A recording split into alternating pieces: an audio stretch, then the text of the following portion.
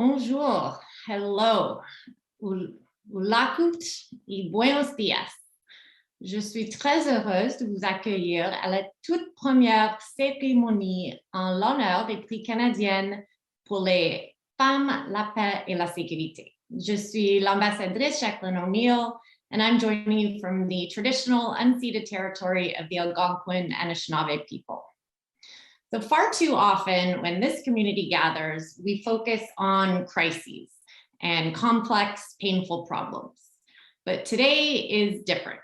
Today we honor and we celebrate and we find joy and inspiration in the beauty and the vision of our friends and our colleagues' work. Now, I know not everyone associates joy with a Zoom session, but again, today is special. Nous entendrons de la part des femmes baptiseuses de la paix. Nous entendrons non pas un, mais deux ministres canadiens et du président du remarquable Centre de recherche pour le développement international. So everyone joining today knows all too well that women peace builders are often targets of threats and violence. And so with their security in mind, we've invited to this live ceremony only a select group of special allies and champions.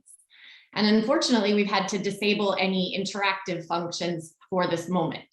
But we will post the whole event online soon for the rest of the world. And we do ask you to post or tweet anytime. Everyone featured today is comfortable being recognized publicly. So please use the hashtags on the slide, Peace by Her, Paix au Féminin, and help us celebrate and bring recognition. Finalement, nous avons des services d'interprétation en langue des signes américaine, en anglais, en français, en inuktitut, en russe et en espagnol. Alors, sans plus tarder, j'ai l'honneur de vous présenter notre hôte, la ministre des Affaires étrangères du Canada, qui est elle-même une femme baptiseuse de la paix, l'honorable Mélanie Joly.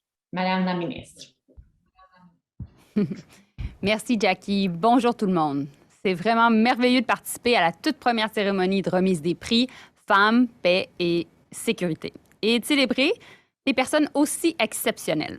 Le Canada a été un fervent partisan de l'agenda Femmes, paix et sécurité depuis le début et on va continuer notre travail jusqu'à ce que les femmes soient représentées de manière égale dans toutes les questions de paix et sécurité. Pourquoi? Bien, c'est simple, parce que les femmes ont le droit à une participation pleine, égale et significative à toutes les prises de décision. Et parce que les femmes sont essentielles à la construction d'une paix inclusive et durable. On sait déjà que les femmes sont de puissants agents du changement. Mais les femmes se heurtent aussi encore à beaucoup trop d'obstacles. Nous allons parler de certains de ces obstacles ensemble aujourd'hui et nous allons entendre des femmes qui les surmontent.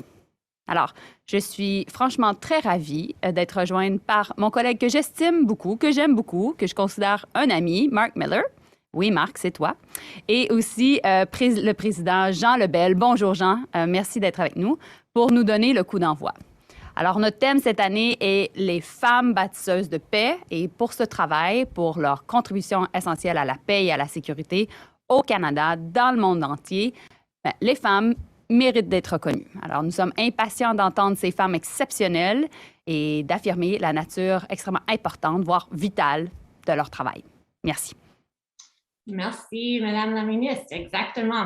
Et je pourrais dire peut-être qu'on voit clair à quel point ce travail vous passionne. Alors, merci.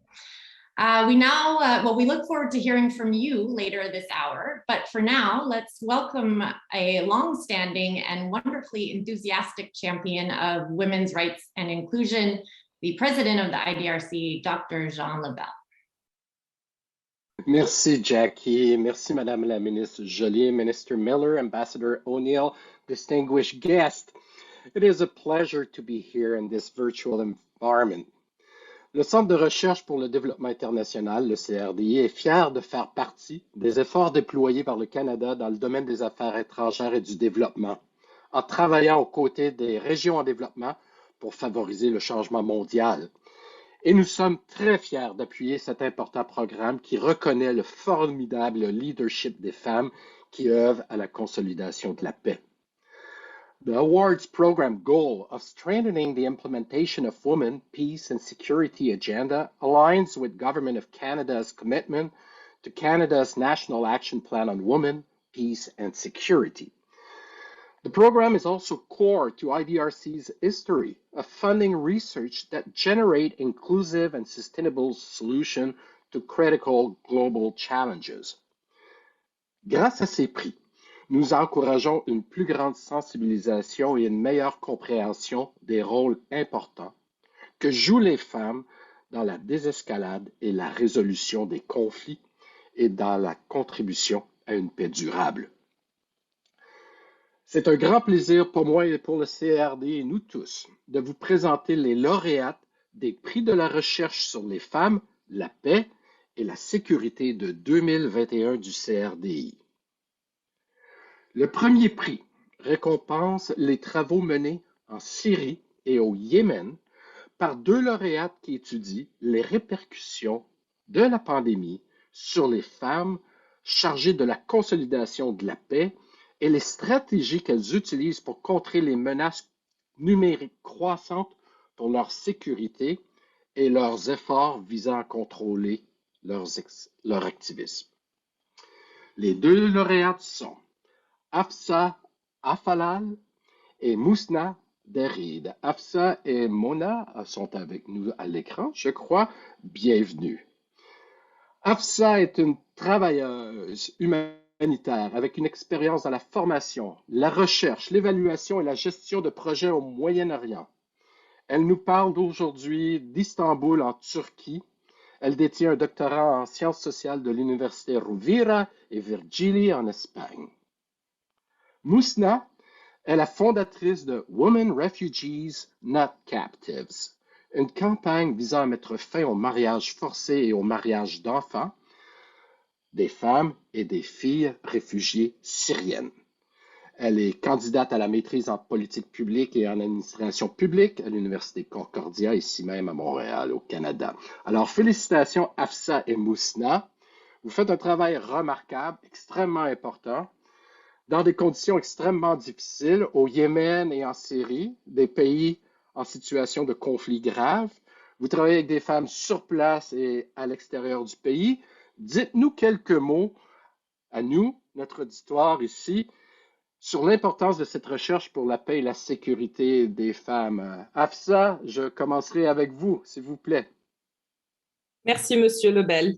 Madame la ministre, Monsieur le ministre, Madame l'ambassadrice, Monsieur le Président, chers invités. Tout d'abord, nous souhaitons remercier le CDRI pour cette opportunité.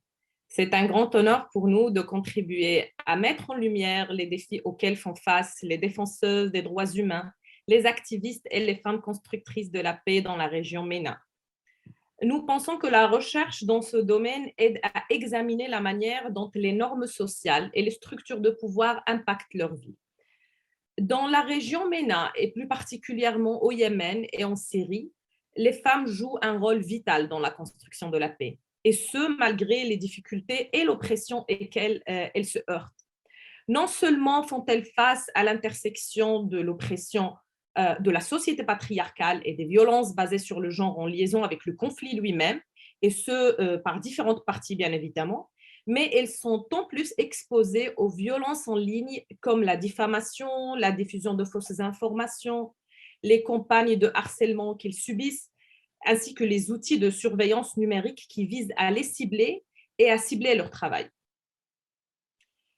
Tandis que la liberté d'Internet continue à être restreinte et perpétuellement attaquée dans la région MENA, les autorités se sont servies de la pandémie comme prétexte pour continuer l'application de politiques répressives. Ainsi, la pandémie a suscité des défis supplémentaires à ces femmes. Donc, basée sur une méthodologie mixte, notre recherche aujourd'hui vise à comprendre l'impact de la pandémie sur la sécurité, le progrès et l'engagement des défenseuses des droits humains, des activistes et des femmes constructrices de la paix, concrètement au Yémen et en Syrie. Elle vise aussi à étudier l'efficacité des mécanismes de protection et les mécanismes d'ajustement visant à contribuer au renforcement de leur participation et engagement dans ce contexte. Lors de notre travail de terrain, nous avons rencontré Amina, nous avons rencontré Karima, Lamis et d'autres femmes. Elles ont toutes partagé des récits des violences en ligne et hors ligne aussi, auxquelles elles ont été soumises, ainsi que les bonnes pratiques qu'elles ont identifiées. Pour l'heure, plusieurs de ces femmes demeurent menacées et vivent dans l'attente de recevoir du soutien et surtout plus de solidarité. C'est pour cette raison nous visons à travers cette recherche à établir des fondements en vue d'élaborer des recommandations pour les différentes parties prenantes à l'égard des voies de recours efficaces pour l'appui de ces braves femmes en Syrie et au Yémen. Thank you very much, and I will now give the floor to my colleague Musna.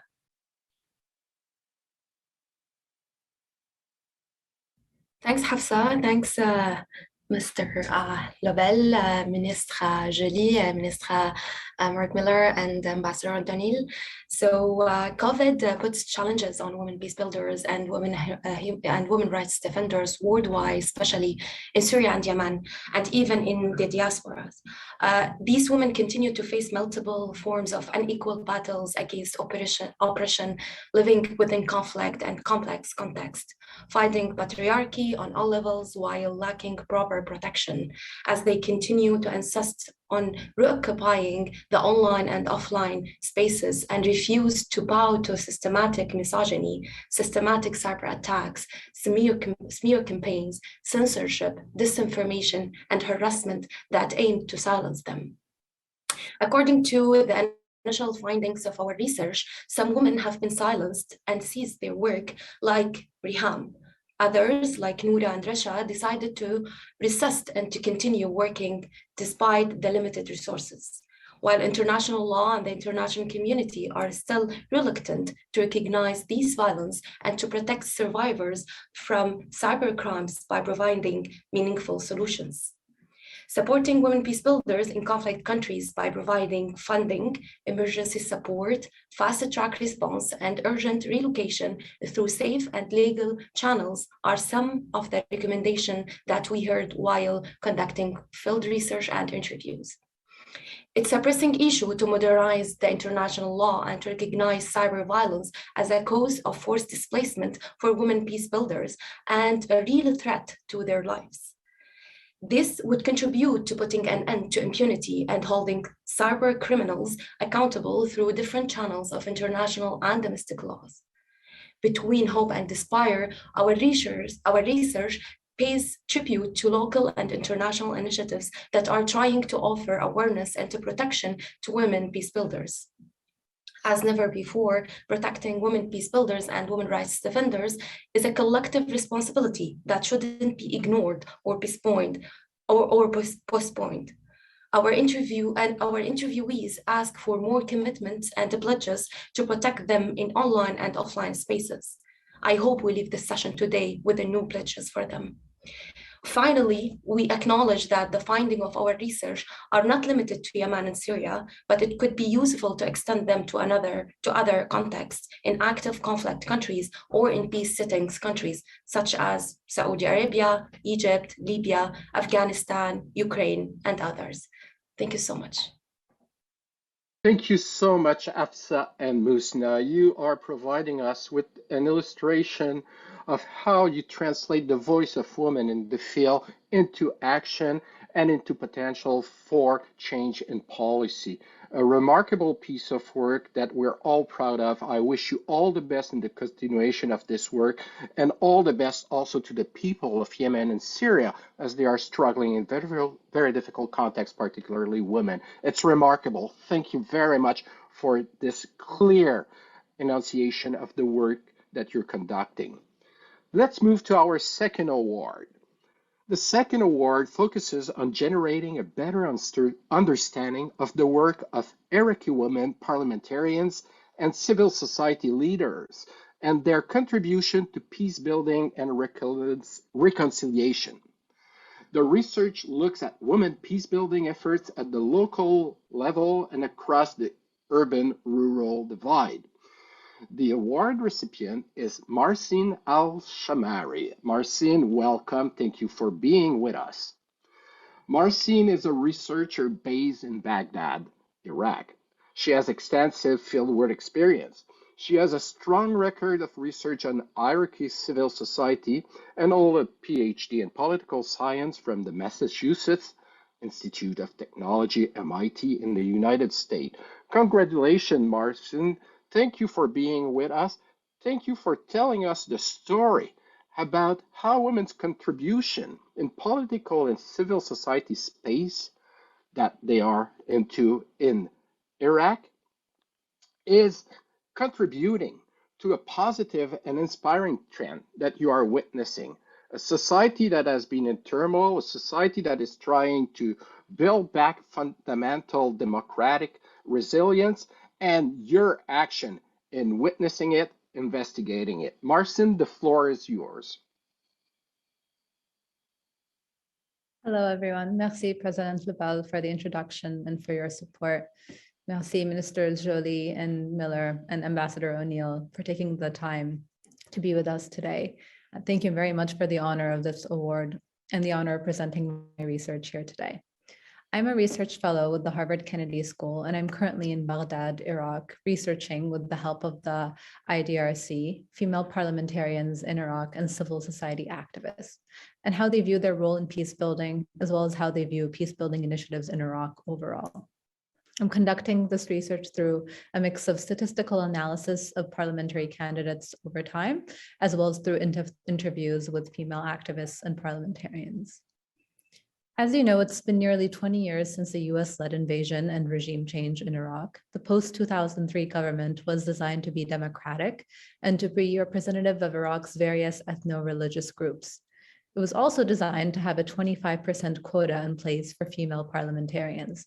There's been significant debate in recent years about the utility of a quota and of its potential to be abused by enterprising political actors. Iraqi women, too, have conflicting views of the usefulness of the quota. In October, Iraq held its sixth parliamentary election with a new electoral law. These elections were held early and under election day monitoring from the United Nations and electoral observation missions from various embassies, including Canada. Although the elections had the lowest turnout in history, unfortunately, their execution and integrity was a significant improvement on previous elections. The election results brought new political parties into the scene, as well as new independent candidates who promised reform. The elections also brought down previously entrenched parties and stripped them of legislative power. One of the highlights of the election was the fact that female parliamentarians were winning seats without even needing to resort to the quota. In fact, if you walked, as I did, around Baghdad in those warm days of late September, you'd see so many advertisements for female parliamentarians or female candidates running for office across various districts. Iraqi women are becoming more involved in politics, but the question for me is, does this development herald good news for Iraqi women's rights? Does it herald good news for reform? And I'm trying to uncover this through my research. My research is not yet concluded, but I've discovered that there are many young women who ran for the first time with the reformist agenda in the elections and who came very close to winning. These women have energy, passion, and dedication to grassroots campaigning. But sadly, my interviews also revealed that they have very little working knowledge of how to formulate public policy, particularly when it comes to economics. I hope that my research can convince the international community and countries with parliamentary systems like Canada to help promote reform and democratization in Iraq through training and mentorship for many young female candidates and activists who are interested in politics. I know that Ottawa has provided training for Iraqi female members of parliament in the past, and I hope this will be extended to female activists who are new to the political arena. I believe in working through existing institutions like elections, flawed as they may be, and seeking to reform and promote good governance from within. These young women are an investment in Iraq's democratic, safe, and prosperous future. Thank you. Thank you so much, Marcin. What a fantastic story, moving from a war-torn society to the seas of democracy and now having women playing a full role, but you investigating further and seeing what are the limiting factors and what can be done to improve the situation. Minister Joly, Minister Miller, Ambassador O'Neill, at IDRC, we like to say, we build the platform, our researcher delivers the keynotes. This is what we have done today. What a fantastic story for our country to show how research makes a difference in life and livelihood of women in the field through sound research that provide practical example of what can be done and what is done in order to improve the goods of everyone in those countries, and that reflects extremely well on our own country. Merci beaucoup à vous trois, mesdames. Ça a été remarquable. Merci beaucoup, Jackie, de m'avoir permis de prendre la parole. Minister Joly, Minister Miller, thank you very much for your support. Back to you, Jacqueline. Merci, Dr. Lebel, and those were wonderful keynotes indeed. Félicitations encore, Aspa, Mousna et Marcine, vous êtes toutes magnifiques. Alors, on ne peut pas nier que les concepts de l'agenda Femmes, paix et sécurité sont aussi pertinents ici à la maison, au Canada, qu'à l'étranger. Et nous avons la chance d'avoir parmi nous un autre ministre qui non seulement comprend ce lien, mais qui travaille tous les jours pour en faire une réalité. Alors, souhaitons maintenant la bienvenue au ministre pour les Relations couronnes autochtones. Et aussi, on vient d'apprendre l'ami de la ministre Joly, l'honorable Mark Miller. Thank you, Ambassador O'Neill. Merci, Mélanie, pour tes bons mots. I want to start as Ambassador O'Neill did by acknowledging that I'm speaking to you today here from Ottawa from the unceded territory of the Anishinaabe Algonquin people. It's a pleasure and honor to present the inaugural Civil Society Leadership Award today to such deserving candidates. There are many here in Canada who have worked to advance women, peace, and security. Before turning to the winner, I would like to highlight the shortlisted candidates and acknowledge their really hard work. Sarah Wolf has made an outstanding contribution to Indigenous peoples in Canada by working more than 2 decades, primarily in the area of sexual and reproductive health. Notably, Ms. Wolf was the founder and managing director of the 7th Generation Midwives Toronto. She also co-led the development and implementation of the Toronto Birth Centre, Canada's first mainstream healthcare facility to use Indigenous governance and leadership framework. And she's the director of the Indigenous Innovative Initiative through Grand Challenges Canada. Dr. Sarah Fennell is a First Nations family physician and public health specialist. Sarah is on the board of directors of both Indigenous Physicians Association of Canada and the board of directors of the College of Family Physicians of Canada. She's co-chair of the Indigenous Health Committee at CFPC and also sits on the Indigenous Health Advisory Committee at the Royal College. Sarah is currently working with both colleges to improve Indigenous health curriculum in all residency program, with much work to do in this country. Madame Raida Hassan est une représentation vivante de l'esprit de résilience face à la violence. Elle est la fondatrice et la directrice du réseau des praticiens du Canada pour la prévention de la radicalisation et l'extrémisme violent. Elle est aussi co-titulaire de la chaire de l'UNESCO en prévention de la radicalisation et de l'extrémisme violent, une première mondiale qui a contribué à étendre la voix de Madame Hassan au-delà des frontières du Canada. Merci à vous tous pour vos contributions aux femmes, à la paix et à la sécurité au Canada et dans vos communautés. And also a reminder that peace building is something that we need to be doing in Canada, in our own backyards. Now, I'm pleased to present the inaugural Civil Society Leadership Award to Pauktutit Inuit Women of Canada, an organization that has dedicated over 38 years to helping Inuit women reach their full potential in safe, peaceful communities. I've seen firsthand the truth of what Pauktutit President Rebecca Hudlu says: when Inuit women are unified to bring positive change, all Inuit benefit. Thanks to President Hudlu and Pauktutit's work, Canada is engaging with Inuit women and listening to their ideas and solutions to the challenges that Inuit communities face. Much progress has been made over the last few years, including the signing of a historic memorandum of understanding between the Government of Canada and Pauktutit Inuit Women of Canada that provides the foundation for moving forward on reconciliation and addressing issues that directly affect the well-being of rights and safety of Inuit women and children across Canada, within and outside Inuit Nunangat. We need organizations like Pauktutit to take these important steps with us. We count on them to guide us on the right way forward. We can't do our work without them, to health and healing and a better life for Inuit women and children. This award is especially timely, excuse me, is especially timely as President Hulu nears the end of her final term with Pauktutit, but I know this won't be the last we hear of. I hope it isn't, because I know her dedication and her personal involvement in the matter. And in the limited time I've had the honor of being a minister, the interaction with President Hulu has been an extreme learning experience for me. But also I've seen the work that she's been able to achieve, most notably in securing shelters, both within Inuit Nunangat and here in Ottawa. That work remains to be done, but the commitment of the Government of Canada is firm. And I would dare to say, I know it's a team sport, but without Rebecca's direct contribution, this would certainly have taken a longer time to achieve. I want to, before passing it over to President Kulu, I want to highlight as well the work that our translator Maggie is doing, translating this into Inuktitut in a language that it was on this land well before the language I am speaking was.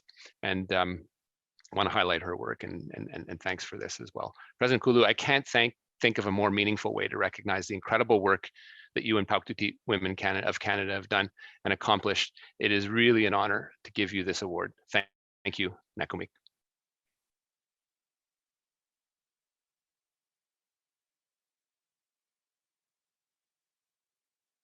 President Kulu, you're muted.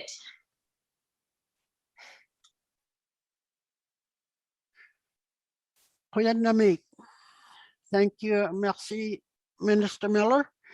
I'm honored to join you from Baker Lake, Nunavut, where it is minus 56 degrees today with the windshield, to accept the Women, Peace and Security Civil Society Leadership Award on behalf of former and current board members and staff of Pauktutit.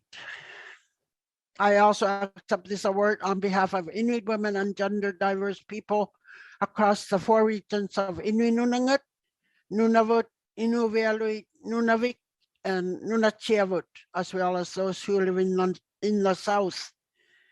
Congratulations to the other award recipients and finalists. Pauktutit is honored to be in your company. For almost 40 years, Pauktutit has worked to address the gaping inequalities and systemic discrimination faced by Inuit women in the areas of healthcare, food insecurity, and economic opportunity. Pauktutit has also worked to improve the personal safety of Inuit women who experience gender-based violence at a rate of 13 times higher than the other women in Canada.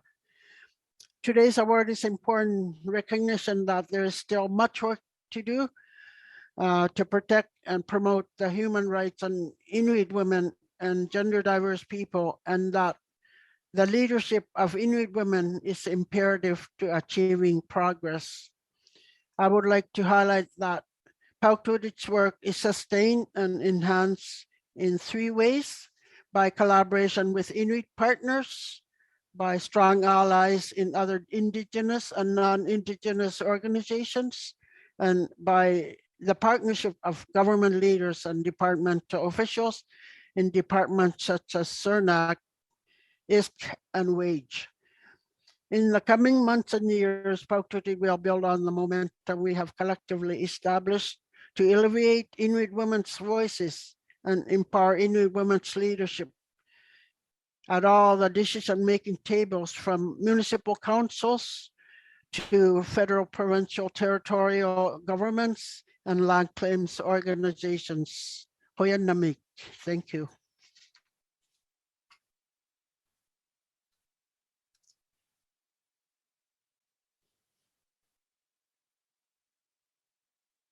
Go ahead, Minister Miller. I think we have you up next again. Yes, thank you. I'm just doing the inevitable politician blunder of not being able to find the unmute button, so apologies. Again, President Kulu, congratulations. I have a few questions for you, and I'm sure you'll have the answers. The first one is a general one on the implementation of the United Nations Declaration on the Rights of Indigenous People, an act that we passed earlier on this year, as well as a very important federal pathway plan and the work that you contributed in the MMIWG Inuit Action Plan. These are historic opportunities to ensure Inuit women, girls, gender diverse people enjoy the same quality of life and standards and outcomes as other Canadians, a very basic premise. And however, for these opportunities to be realized, and you addressed this in your speech, Inuit women must be valued and be equal partners in the operationalization and monitoring of the UNDRIP legislation, as well as the implementation of the Inuit Action Plan. What concrete actions that do you feel the government needs to take to ensure that your people, as well as First Nations and Métis women, are full equal partners in implementation, both of UNDRIP and the MMIWG National Action Plan? I think the fact that we have a memorandum of understanding signed between the Government of Canada and Pauktuti in 2017, and more recently confirmation of sustained operational funding is a critical step to go forward. It is critical to increasing Pauktuti's capacity to undertake strong advocacy work, both in policy and programs areas in a wide range of issues. It is critical to engage with upwards of 100 Inuit government and civil society partners and allies to advance the journey of reconciliation with Inuit. And it is critical to amplifying and empowering the voices of Inuit women, not only to decision makers, but also in the news and social media.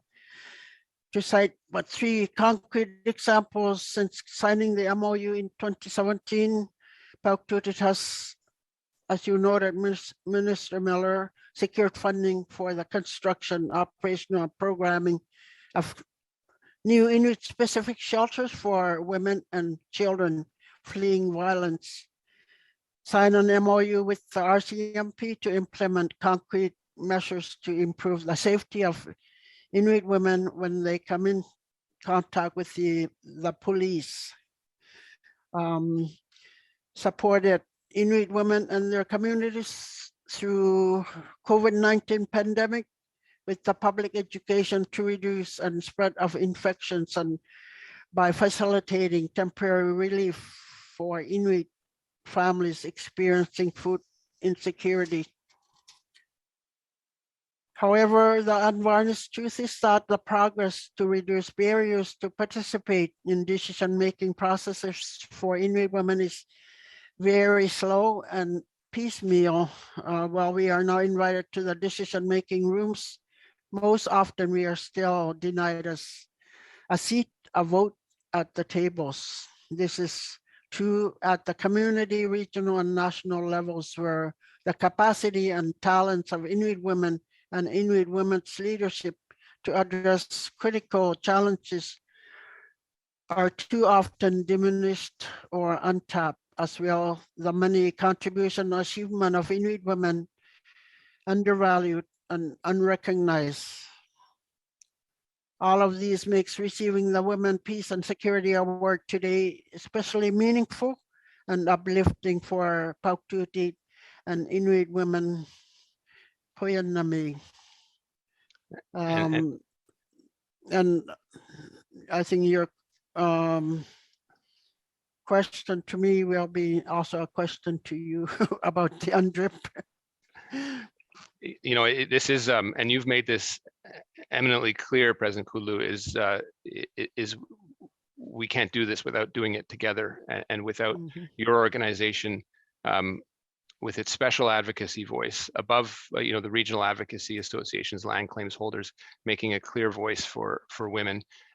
That's been made loud and clear, and it is with clear proof points that you've been able to demonstrate that. I remember the words that you offered to me with respect to a very delicate issue in and around keeping your people safe, ensuring food programs that were tailored to your community members, delivered by your people in your language. Same thing with vaccination, appropriate cultural vaccination plans and and people on the ground speaking in your language, in your dialect, for the particular region, and helping people and accompanying people making a decision whether to get vaccinated or not. And the proof is in the ability to protect people from a very unpredictable disease that has hit us for the last 2 years. And without your work, we could not have done it solely from the federal government's perspective. And I thank you for that. And tied into the long-term goals and the lens that we are now looking through, the many investments that the government of Canada has said so and evidenced in budgets, this plays into the relationship that you highlighted earlier in your answer, that has been evidenced in the memorandum that we signed in 2017. But those things we have to collectively breathe some life into and continue to work together on, and that is something that we have to do as part of the federal implementation of the Murder and Missing Indigenous Women federal pathway and its action plan, particularly in measuring outcomes. This government has made significant budgetary investments, over $2 billion, but measuring outcomes in terms of better lives, equal treatment is something that people are waiting for answers for, demanding answers for, and it's an issue of basic human rights. So the challenge that we face is measuring and deploying those with specific outcomes that are responsive to the calls to justice. And I know you're in your departing role, but your voice will not be forgotten, and I'm sure we'll be working together on that as well. I would use this final opportunity simply to ask you whether you feel there are any elements that where you feel you can hold us additionally to account in perhaps in pursuance of the memorandum that we signed, or in other forms as we continue on our relationship. Okay, the implementation of UNDRIP and the United Nations Declaration on the Rights of Indigenous Peoples Act, as well as the MMIW National Action Plan, are historic opportunities to ensure Inuit women and gender diverse people enjoy the same quality of life standards and outcomes as other Canadians. What concrete actions will the government take to ensure Inuit women are full and equal partners in the implementation of both UNDRIP and MMIWG National Action Plan? And specifically, when you update the Prime Minister and communicate with Canadians about the progress being made to address these priorities, will you and your cabinet colleagues be reporting how gender-based analysis plus lens has been applied and to the deliverables in your mandate letters, and how this process has impacted outcomes? Yes, and that will be a priority as we move forward. I can't assure you that we're there yet, but this is something that we are continuing to apply in all areas, even the ones that are obviously the ones that are clear, but also in other areas where that lens guides our action and frankly holds us to account. And so I appreciate that final point as well. President Kulu, thank you so much. And again, a quick moment to take a step back and congratulate you for all the work you've done and the well-deserved award. Thank you. Thanks to you both for letting us watch that conversation that you just had. Thanks, Minister Miller. Congratulations once again, President Kudlu. It's been a joy to get to meet you through this, and congratulations to all the members of Pauktutit. So now, but not least, let's return to our host, Minister Jolie, for our final awards of the day. Minister Abu. Thank you, Jackie. And also, I thank you, President Kulu. It's great to have you with us today. Actually, it is an honor. And I think with all the folks that are watching us right now, and particularly with award recipients from all around the world, I think your message is and your example is very, very inspiring. So I thank you so much. And also thank you for coping with my friend, Mark Miller. We received many outstanding nominations, and it was not an easy job for the selection committee. Let me highlight the achievements of our 3 shortlisted candidates. Gayan Hambaudzium-Yan. Gayan is a human rights defender and feminist peace builder who works with local communities affected by the Armenia-Azerbaijan conflict. And among her accomplishments is the creation of a women's center in her hometown of Chuchi. The center provides support to survivors of gender-based violence and raises awareness of women's human rights in a patriarchal and highly militarized context. The second one is the Somali Women Solidarity Organization. This is a women-led organization that promotes solidarity among women and increases their participation in peace-building processes in Somalia. Among its outstanding achievements is the establishment of the Women's Platform in Kismayo that spearheads peace initiatives in the area. And in 2018, the members of this platform successfully worked together to prevent the escalation of conflict between clans in the region. And finally, Berta Sonogu is a young human rights defender and peace builder and a leader of the Civic Council of Popular and Indigenous Organizations of Honduras.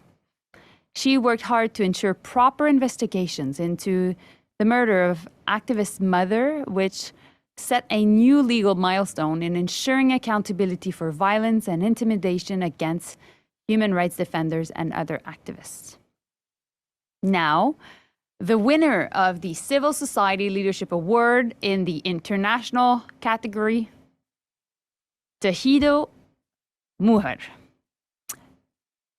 So despite facing discrimination and attacks against its members, the brave woman behind Tejido Mujer continue their peaceful resistance to the armed conflict in Colombia.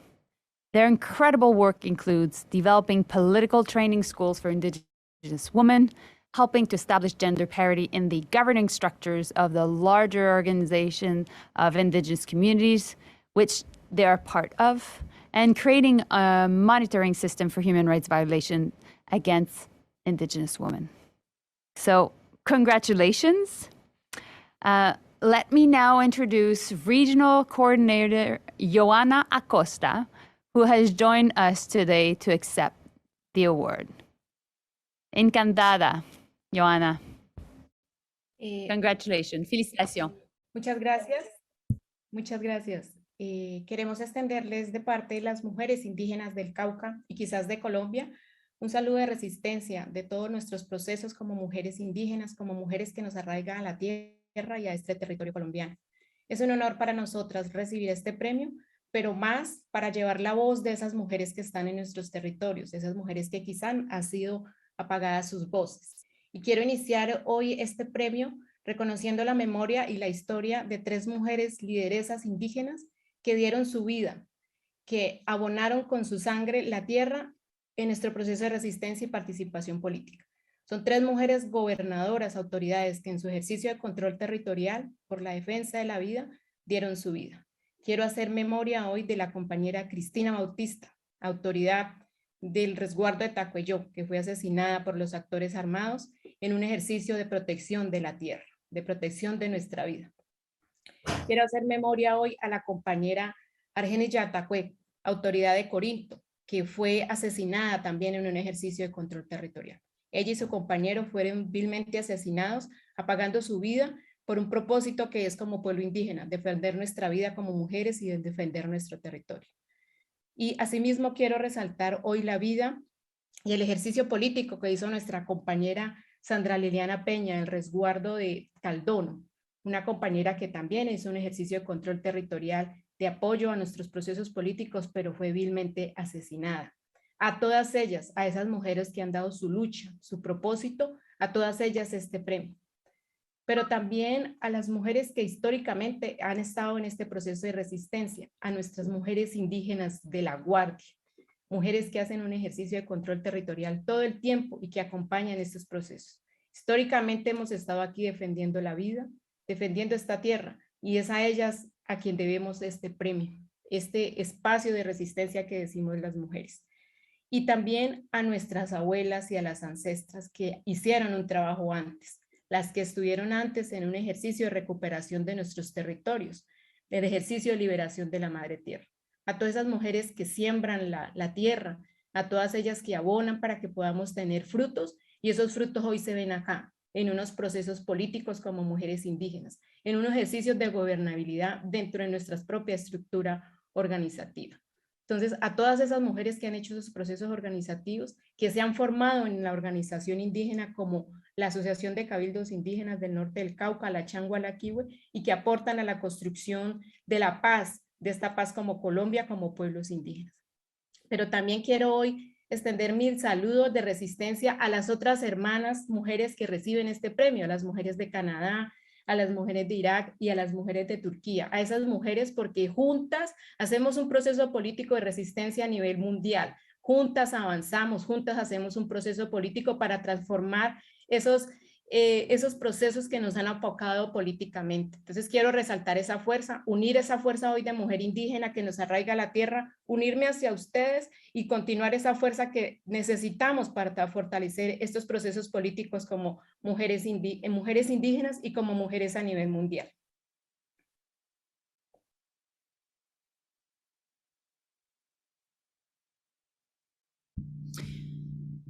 Thank you, Joanna. Gracias.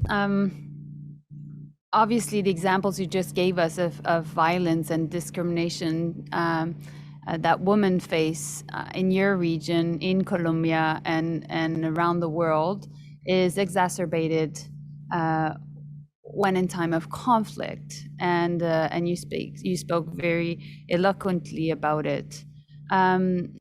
How can countries like Canada protect women peace builders like you, Joanna, and your fellow workers and peace builders to make sure that you're not facing threats and violence? How can we do that?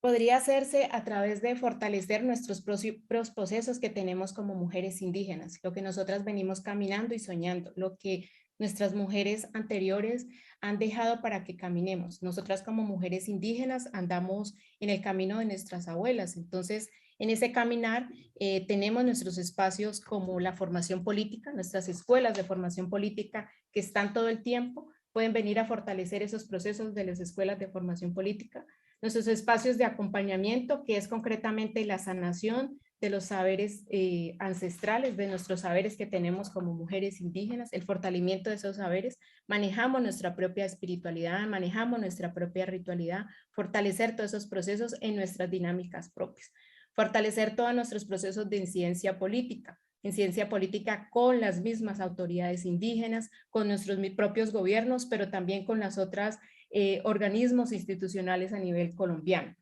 y fortalecer nuestros procesos a nivel comunicativo, visibilizar la situación que estamos viviendo los pueblos indígenas a través de los medios de la comunicación, la situación que estamos viviendo las mujeres indígenas, visibilizarlo a nivel mundial para que de alguna manera esta situación que estamos viviendo acá a nivel territorial se dé cuenta hacia afuera, que no ha sido fácil, pero que ustedes nos permitan comunicarla y transmitirla, tanto lo que tenemos fortalecido como lo que nos está pasando. Y fortalecer nuestro espacio de derechos humanos, que es el espacio del observatorio del tejido mujer, un espacio donde nos reportamos todas las situaciones y casos que vienen sucediendo en las mujeres indígenas, y luego con eso reportamos y hacemos un informe donde es manejado desde la estrategia de incidencia a las autoridades y a los otros organismos del Estado. En sí es fortalecer todos nuestros procesos organizativos como mujeres indígenas para nosotras mismas fortalecer nuestra organización indígena propia a nivel del Cauca y a nivel de Colombia.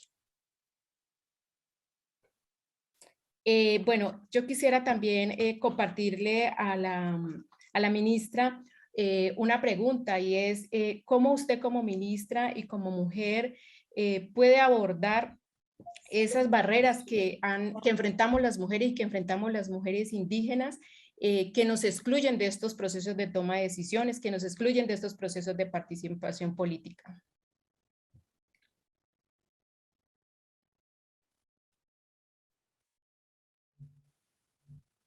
Well, thank you, Joanna. First and foremost, I would like to say that I'm very inspired by your words, by your story.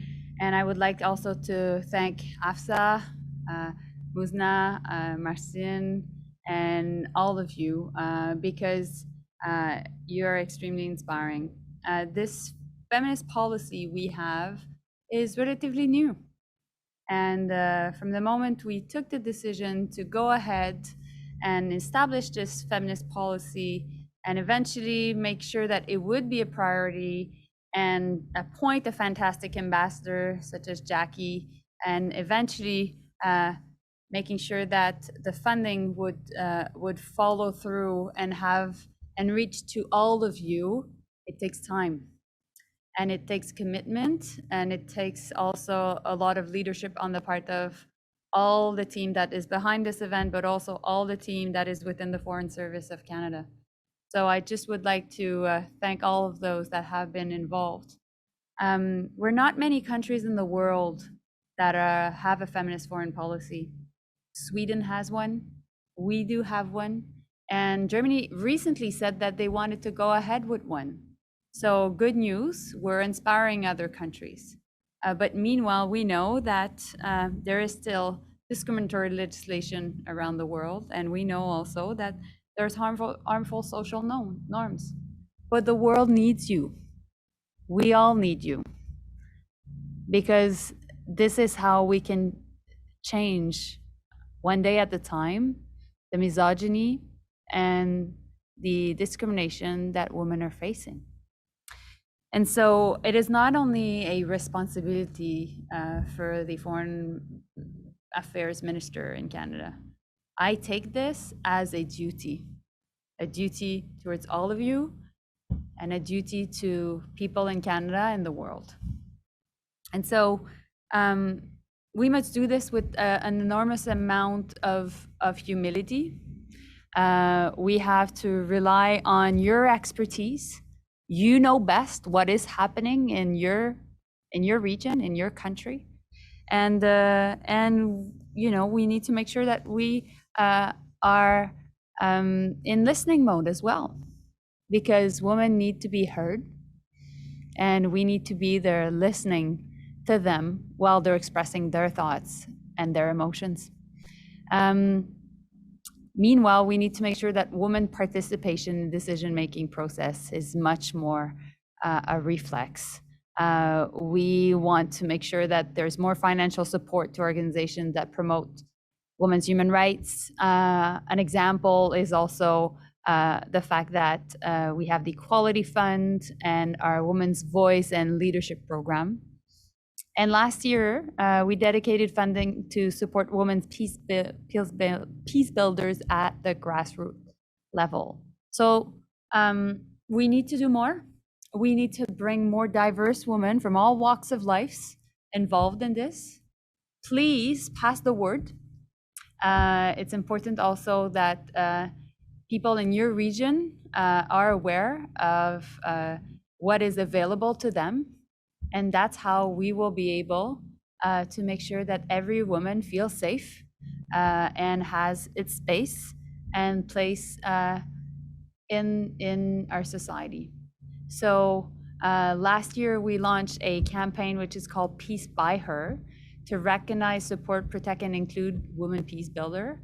And we'll continue to make sure that this work, spearheaded by Jackie, is really included in all the network of missions around the world. And so I really hope that this awards program and our conversation today was a good way to shine light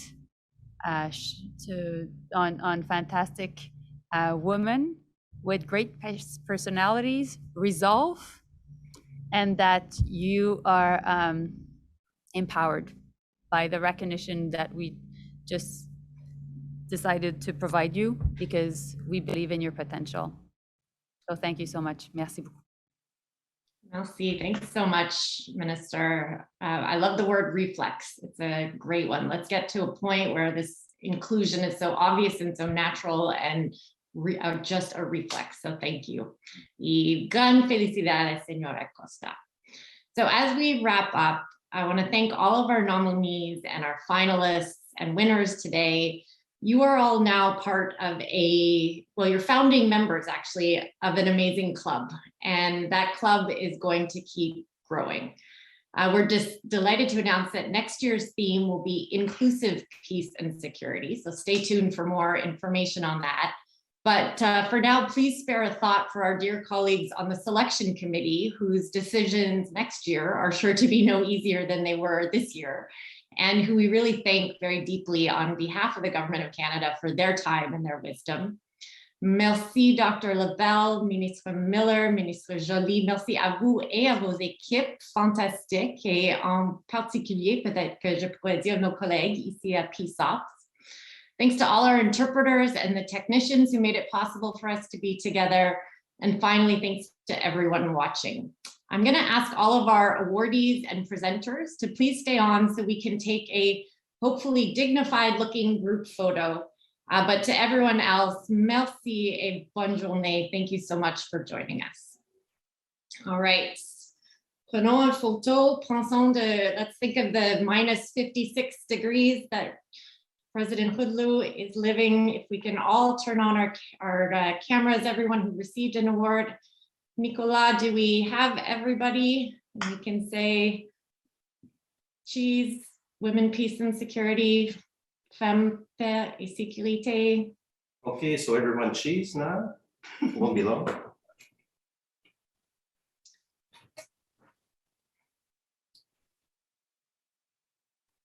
And we're good. Yeah. Thanks. Okay, merci tout le monde. Bonne journée. Congratulations. So much. Thank you. Merci. Thank you, ministers. Bye-bye. Merci. Bye.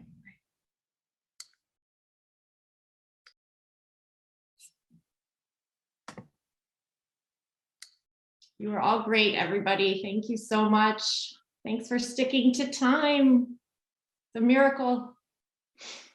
Really appreciate it, everyone.